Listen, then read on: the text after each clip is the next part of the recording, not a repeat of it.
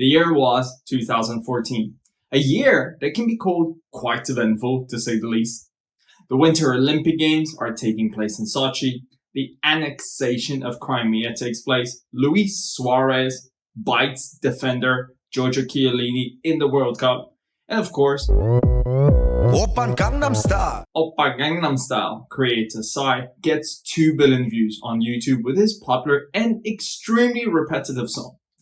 But also, an Ebola epidemic breaks out in West Africa, causing any African immigrants to get checked overly thoroughly at airports for no reason at all. Speaking of Africa, all these events got hours upon hours of media coverage, but little was said about what had just happened in March of that same year in Nigeria. This event took place in the city of Ibadan, the third biggest city in Nigeria after Lagos and Kano, and one of the fastest growing cities in sub-Saharan Africa. Known for, well, not much actually apart from walking tours to the suspended lakes, the UI Zoo and the Agodi Gardens. However, the first thing you will be recommended if you enter the city into Google is this case in particular, which to this day remains unsolved and has led to controversy, which we will touch on at the end of the video. So let's get into the case of the Soka Forest of Horrors.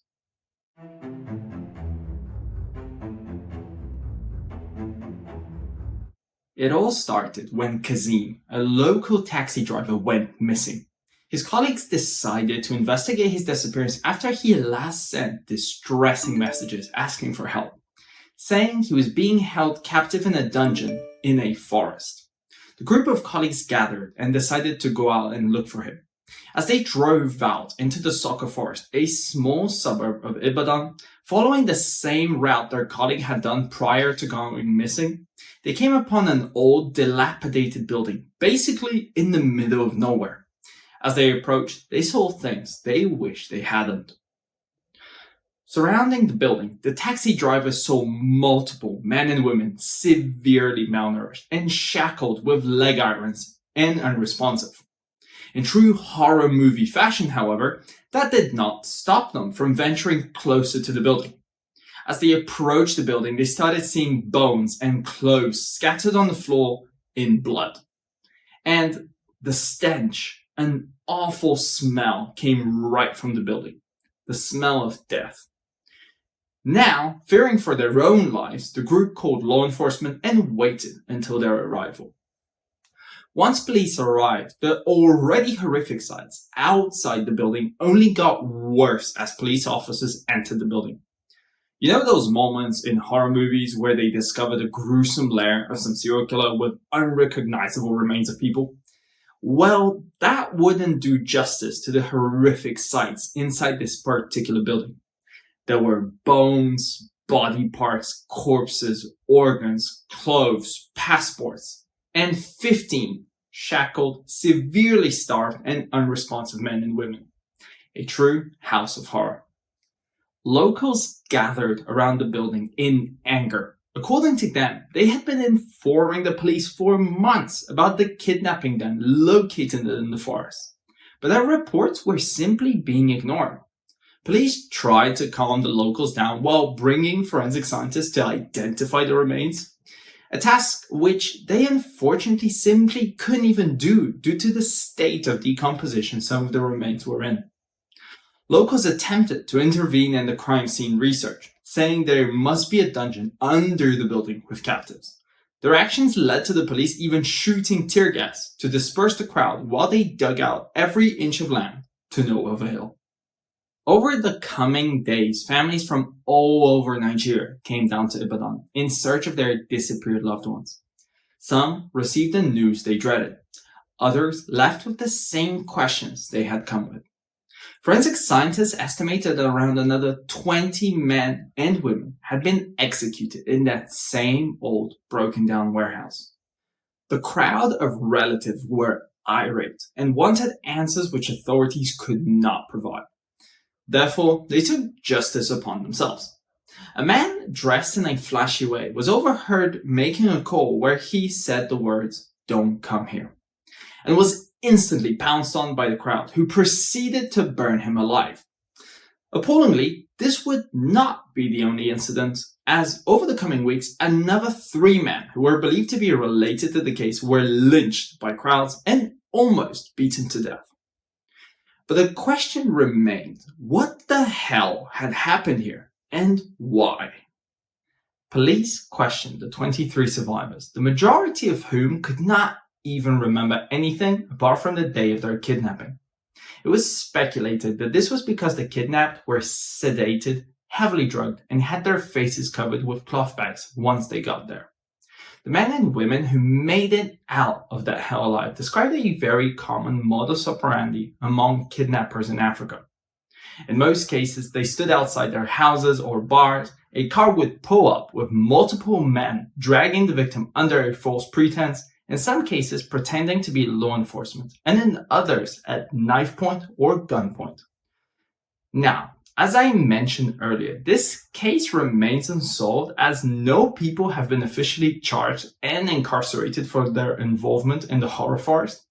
However, 3 main theories have emerged regarding what this house of death was used for. Theory number 1 included a quite common practice in multiple African countries: dark magic. Okay, now I know many of you, including myself, do not believe in these types of things, but as odd as it may sound, ritualistic killings are horrifyingly no news and often take place in isolated areas, just like the Soka Forest of Horrors. A big part of these rituals involve human body parts, which is why it is believed that some cult had uncovered the abandoned warehouse and decided to use it as their own lair.